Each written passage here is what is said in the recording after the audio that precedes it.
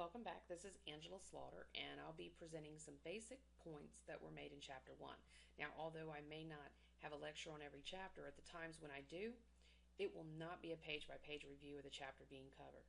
At this point, you should have already read the chapter. It does not make any sense for me to require that you buy a textbook and then not require that you read it. This video will make more sense to you if you read the chapter first.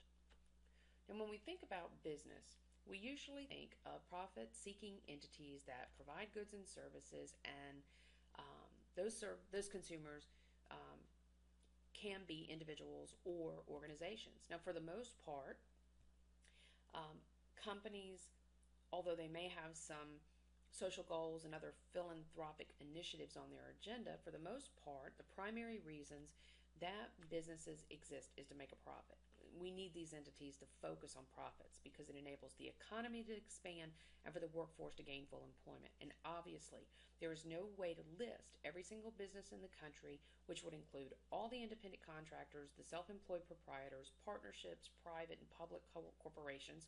So companies like Fortune publish lists of companies, of which you will recognize.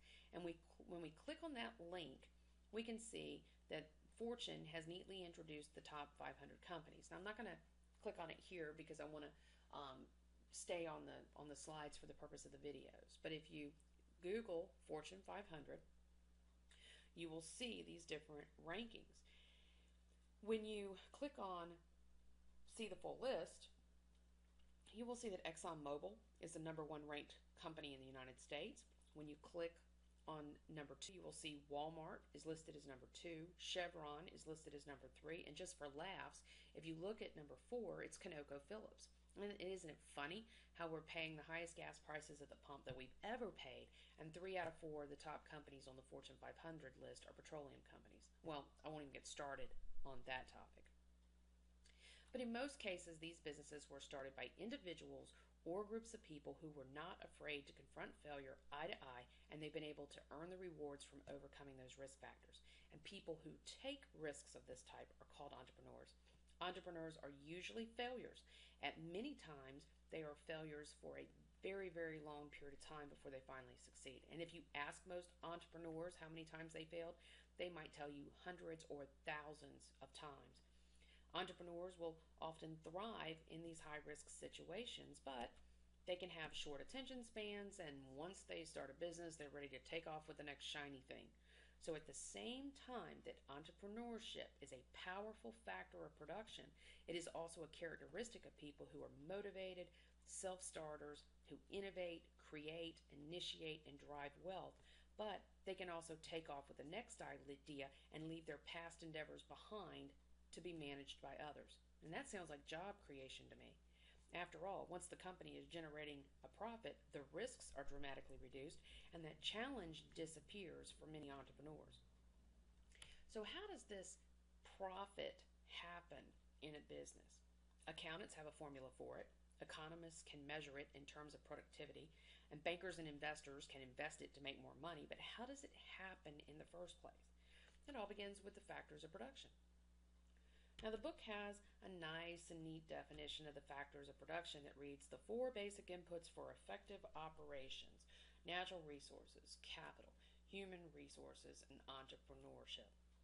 But I'm going to challenge you to think about these factors of production as a little more than just inputs. Think of them as part of a formula. Think about how you would combine these factors of production to run a business into a profitable situation. Now, in recent years, an additional factor has been added, which is knowledge. And knowledge is why you are here.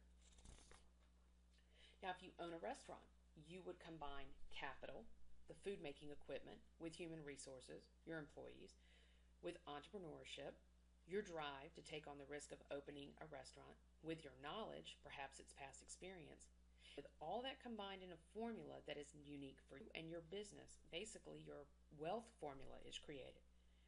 If you started a recycling business, you might combine capital, human resources, and knowledge. What about starting a campground or an RV park? You would combine natural resources, human resource, capital, and entrepreneurship. But maybe in this case, you don't have enough knowledge. So you could figure it out by hiring the right consultants. So just in these three examples, you can see how every combination of these factors of production would be different.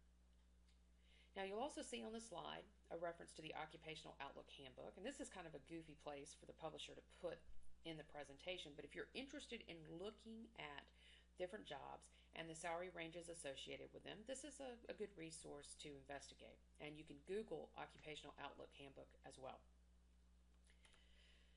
Now, one of the unique things about our society is that we have control over these factors of production. Now, what do I mean by that? Well, if I want to start a business, I can. I can buy land. I can hire people if I want to. I can finance my business, or I can borrow money. I can return to college to improve my knowledge and skill set. I can also feed my entrepreneurial drive. So why is all of that important? Because it is a driver in our economy to create wealth. Now, Adam Smith wrote a book called The Wealth of Nations, and in that book he spoke of the invisible hand. The invisible hand is a rather simple concept. All it means is that if you and I have the same information and we're free to negotiate in our own best interest, we will arrive at the proper balance and price in our negotiations that will fulfill our profit motives and benefit society as a whole. And when you look at capitalism in terms of freedom and being able to access and control most of these factors of productions, that makes us as individuals in charge of our own destiny. But not all economic systems operate in that fashion. In communist countries, the government owns all of the factors of production. In socialist countries, the profit motive disappears. The profit motive disappears because the governments feel that the owners of the enterprises do not have a right to keep their profits. In our type of economic system, we as individuals determine ownership, profits, and resources. And firms are rewarded for meeting the needs of consumers or their customers. And as capitalists, we believe that government intervention should be minimized. In essence, we have the right to compete. So let's take this one step further. Now let's talk about the basic rights in a private enterprise system, or in a capitalistic society, as people are now afraid to say. It includes the right to own private property, the right to compete, the right to keep profits of your businesses, and the freedom to choose what you want to do for a living. And obviously you believe in these rights or you wouldn't be here. Would you really invest in your education if you felt that you would never own a home? You would never be allowed to compete. All your profits would be taxed away, and you would have to take a job that the government wanted you to do rather than the one you wanted. Doesn't sound like a lot of motivation, does it? Absolutely not. And that is why it is important to our economic growth that the factors of production remain in the control of private individuals. It is up to us that we should make sure that our right to own private property, to compete, to keep the profits, and to choose does not become limited by government. Those rights drive our desires and our investments. It is the cherry on the top of the ice cream that makes entrepreneurs step out of their normal career challenges to create wealth. So let's look at entrepreneurship. When considering all business owners, 24% only have a high school diploma. 28% have some college. Those who have completed college represent 24%. And those who have moved beyond their bachelor's degree total 19%. And that is important information because it points out something very important about our business environment. Statistically, it does not matter if you have a high school diploma, if you only started college or have completed college. There is nothing that is holding you back from going ahead and being an entrepreneur and competing. That environment does not exist in every country. And when we look at male and female business numbers, the distributions look only slightly different.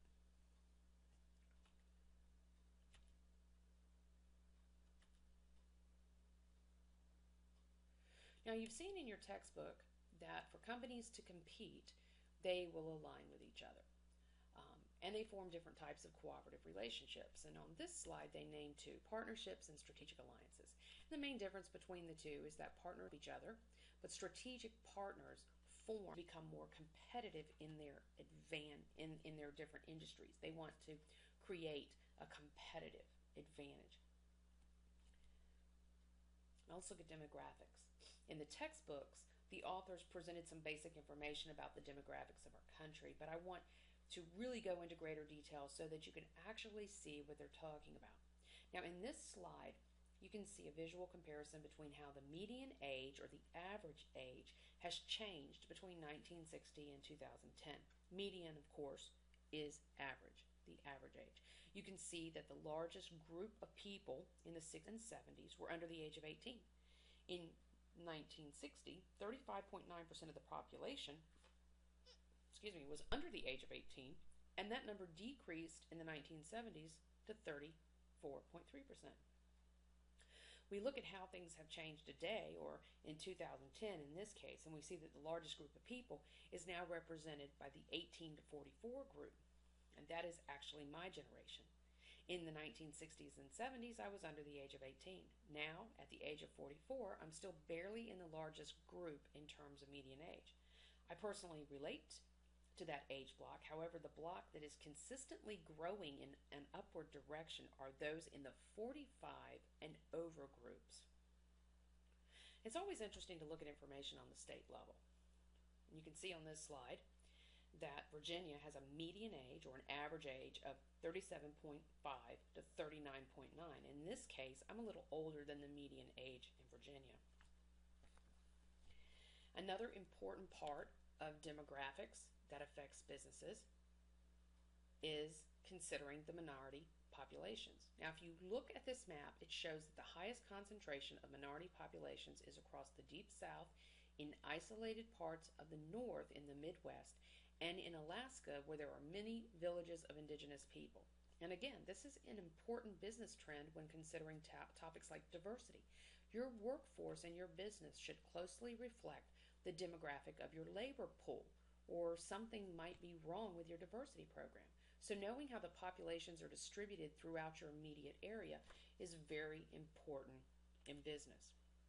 Another important trend is outsourcing. Now, this is the result of a study conducted by an IT company, and they found that out of all the areas of the business environment that were outsourced, 28% were IT related, 16% are related to human resources, 15% related to sales and marketing, 11% related to finance, 9% to administrative, and all other functions totaled 22%.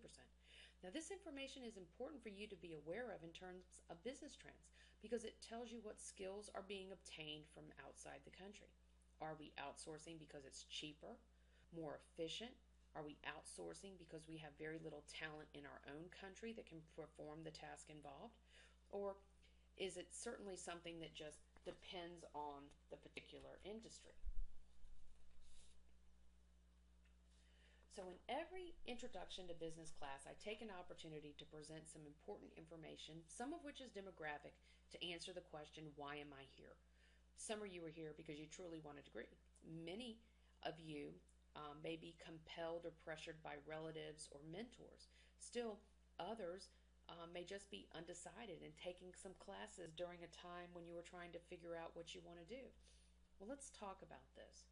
Why are you here?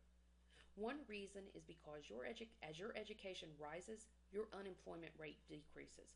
You can see that the red line is the highest on the graph, and that is the unemployment rate for those with less than a high school diploma. The green line represents the unemployment rate for those with only a high school diploma.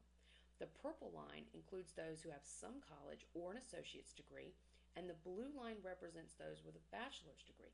And believe it or not, there's a line even lower for those with a master's degree. And that is another reason I'm going back to school to get my second master's degree. I did not want to get a PhD. As funny as it sounds, the unemployment rate goes up just a little once you get your PhD. Now, when we compare our country to others, you can see that we are listed toward the top in countries, top of countries in terms of percentage of people who are going to have who have a college or university degree. And in the United States during 2007, it was nearly 40%. And you want to be in that 40% who have a college degree and a lower unemployment rate. Now, another trend that is important is that you need to stick to your education because you are competing against people who have a lot more experience than you do. The trend is likely to continue. If you don't have the experience, you better have a good education. The experience is a function of time, and it's the only way to get it, but your education drives that opportunity to be offered ever increasing experiences. And in this chart, it shows by looking at the red line that the number of people 65 and older who are working full time is trending upward or increasing, and has been steadily increasing since around 1998. So hopefully this lecture helped tie in some basic concepts and will offer to you some motivation to stick with your education and keep driving forward. And as we learn more about the business environment, you will see how understanding the way all of this fits together will work towards your benefit and your success.